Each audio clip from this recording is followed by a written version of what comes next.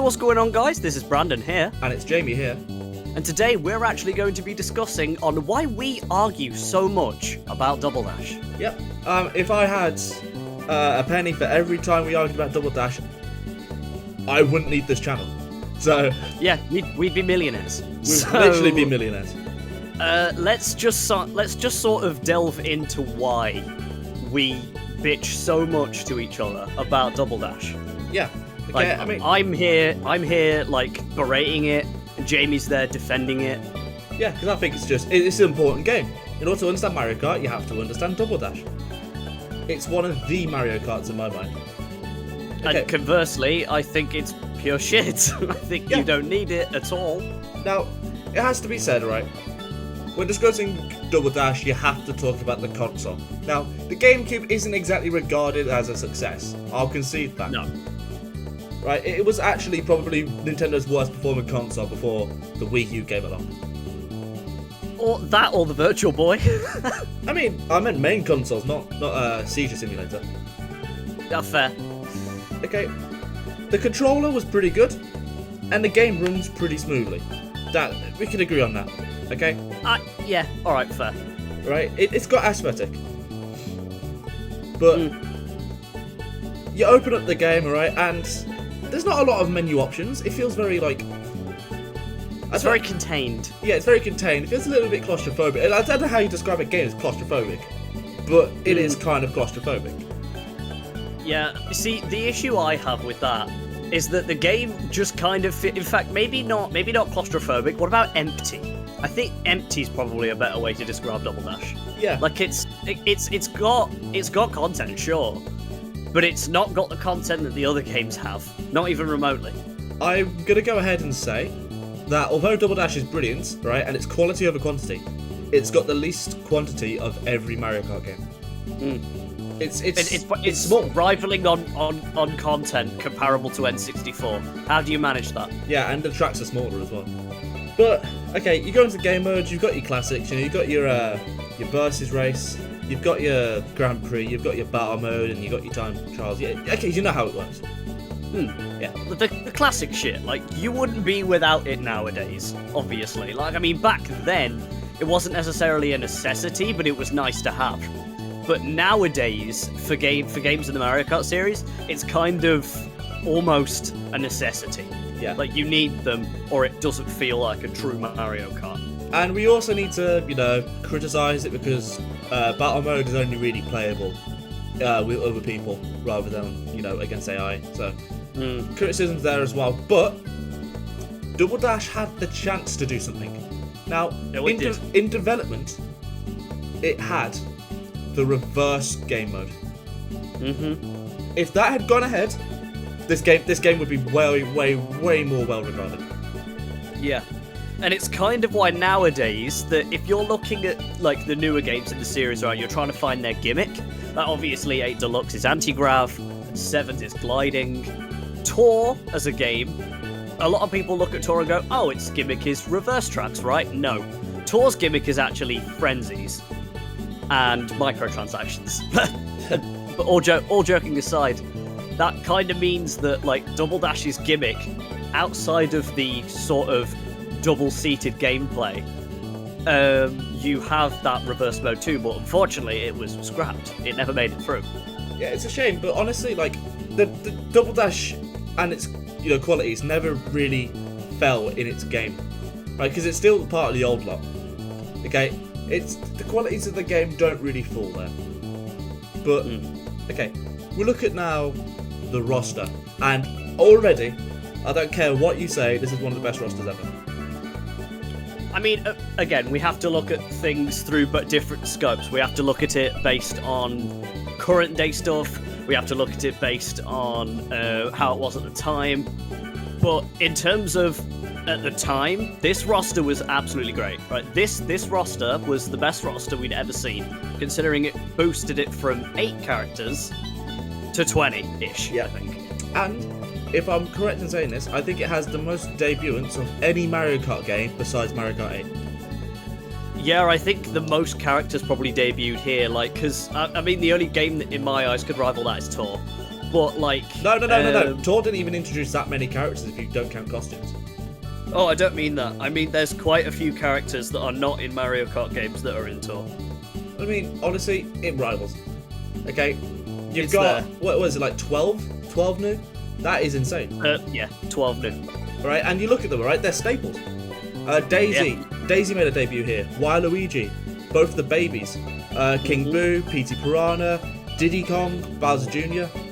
Like, this... Yeah, like, we wouldn't be without them nowadays, you know? Like, Yeah. it's kind of what we were saying with the, with, like, the game modes with, like, time trial and stuff like that. You wouldn't be without them nowadays, but back then, that was insane to get. That was revolutionary. And, one other thing. This game created a character. Toadette. This is the first ever appearance of Toadette. It created her as a partner for Toad, and she is a staple. Yeah. Like, And wow. I feel like that's, like, having a breakout character like that gives a bit of an identity for players as a whole as well. Like, anybody who connects with Toadette when they play her for the first time, or they play Double Dash for the first time, that's something that Double Dash created for them. Yeah. Right, and it's great. You know what? Even the babies, right? They're not filler in this game. They aren't filler. No, that, like, Baby, yeah, like Baby Mario and Baby Luigi make sense. They have canonical appearances in the story. and next to their adult versions as well. So it's not like it's completely. It's not like it's like completely crazy to see the baby characters next to their adult appearances because of Partners in Time. Yeah. I mean, granted, Partners in Time came later, but like Partners in Time is. Partners in Time was DS. Oh, are they in Superstar Saga? Might be. Yeah, that's what it was then. Yeah. Yeah. Okay, but moving past characters, right? The vehicles are brilliant. It's the first ever appearance of the standard kart. Oh yeah, like I mean, and if you think about it, the channel you're on right now kind of wouldn't be around without the standard kart. It would not. So, like, you got to give this game credit for standard karting as a whole. Obviously, it wasn't the true appearance of the standard kart. It was kind of just it was Toad and Toadette's car. Yeah. Like they got basically basic looking go karts. Looking at mechanics. Now, there are two main mechanics of Double Dash. Okay, firstly, you pick two characters, 2 seats. Yeah. That's already incredible, by the way. That has never been replicated since, and I'm kind of happy it hasn't, because I like that it's that game. Yeah, it's Double Dash's thing. If any other game took it, I would kind of feel like, oh, no, you're trying to just be Double Dash. Don't do that. Yeah. Don't do what 8 Deluxe is doing and trying to be Wii. Yeah. Because that's what 8 Deluxe is doing at the minute. And the other big gimmick is the items. Now, every character has a unique item, or every pair of characters has a unique item. You've got the triple shells with the Cooper and Paratrooper. And they have green and red variants as well. They do. You've got the heart for Peach and Daisy.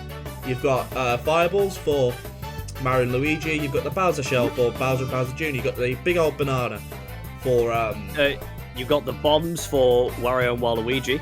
You do. You've got the golden shroom for Toad and Toadette. For the Toadette, yeah. First ever canonical appearance for both of those. You've got the precursor to the bullet bill in the chain chomp for the babies. The gold shrooms in 64, I think. Is it? Oh no, it is. Yeah, it is. Yeah. Anyway, regardless, it's still unique to them in that game, and it's like, I think the special items thing is really cool. Like it works well, and it's something that I don't know if you know this, but like Tor has that a little bit. Like it's not really like they get a special item and that's the only thing they can pull. They just have a boosted chance of pulling that item. Tor's whatever. I don't know. I know you don't like Tor, but like you have to understand that in the way I don't like Double Dash, you don't like Tor. Well, no, because one tries to scam you, and the other one is like an actual Mario Kart game. Well, I suppose, but Okay. that's a weird way of looking at it, but sure. Right, we'll go. Okay, off topic. All right. Now we go on to the tracks. Yes. And The tracks are immaculate.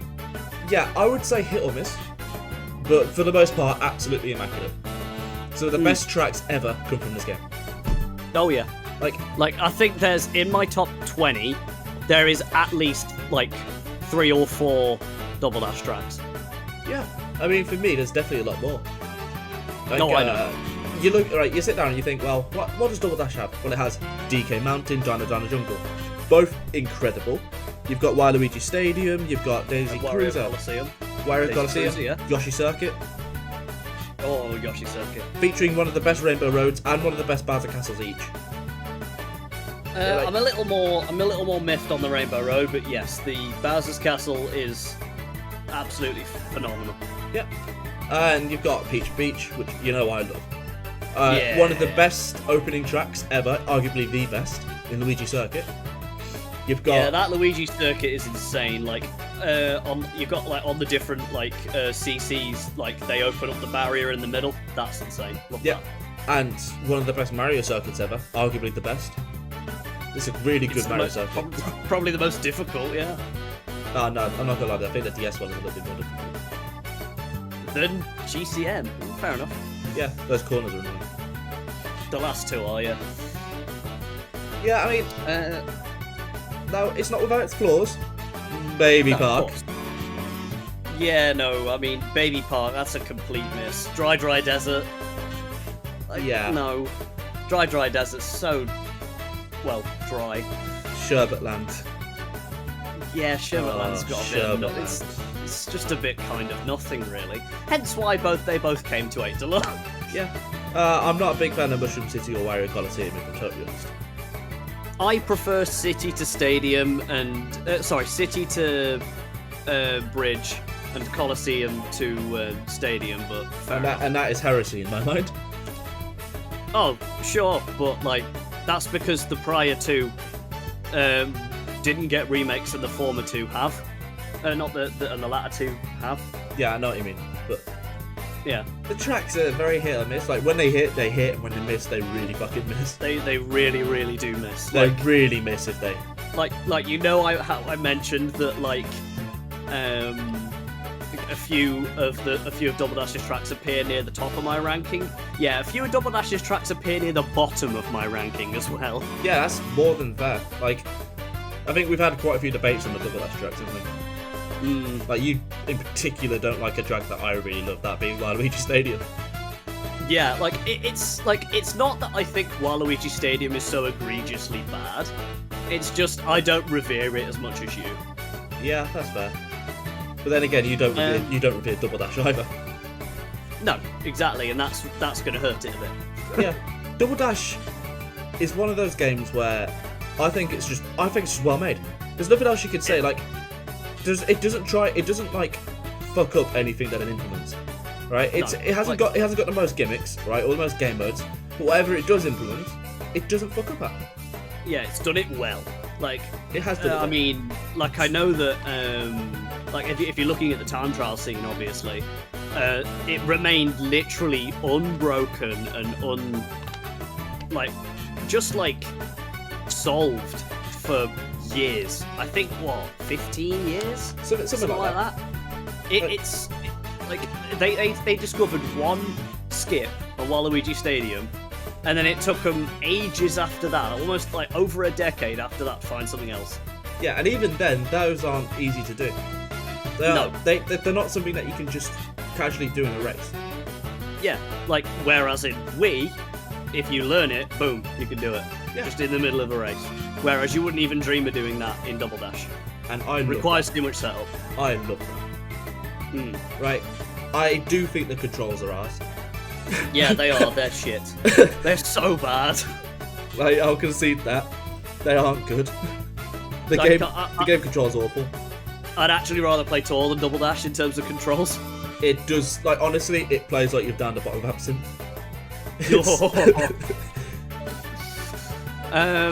One other thing to note as well with with Double Dash is it didn't have retros because it wasn't the game to implement them.